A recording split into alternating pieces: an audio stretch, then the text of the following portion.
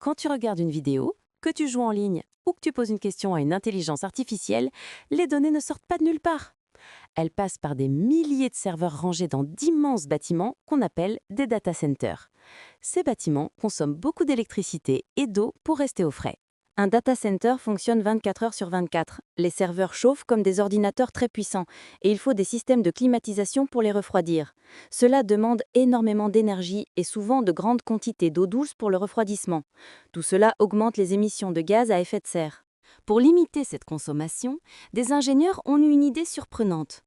Au lieu de construire les data centers sur la Terre, pourquoi ne pas les mettre sous la mer? L'océan est naturellement froid et stable en profondeur, ce qui permettrait de refroidir les serveurs sans utiliser de gigantesques climatiseurs. Un data center sous-marin ressemble à une grande capsule métallique étanche, un peu comme un sous-marin sans fenêtre. À l'intérieur, on installe des baies de serveurs, puis on referme la capsule hermétiquement. Elle est descendue au fond de la mer, à une trentaine de mètres de profondeur, et reliée à la Terre par des câbles électriques et des fibres optiques pour transporter l'énergie et les données.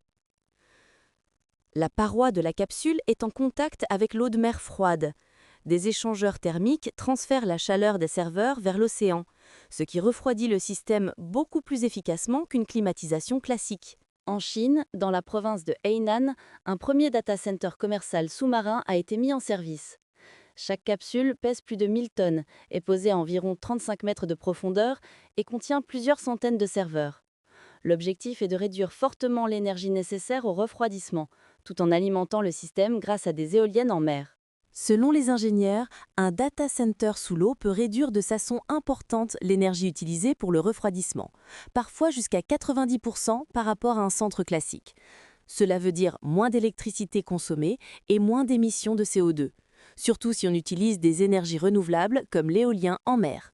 Autre avantage, les capsules sont scellées et protégées de l'air, de l'humidité et des erreurs humaines, ce qui peut diminuer les pannes et allonger la durée de vie du matériel. Mais cette solution pose aussi des questions. Que devient la chaleur rejetée dans l'eau?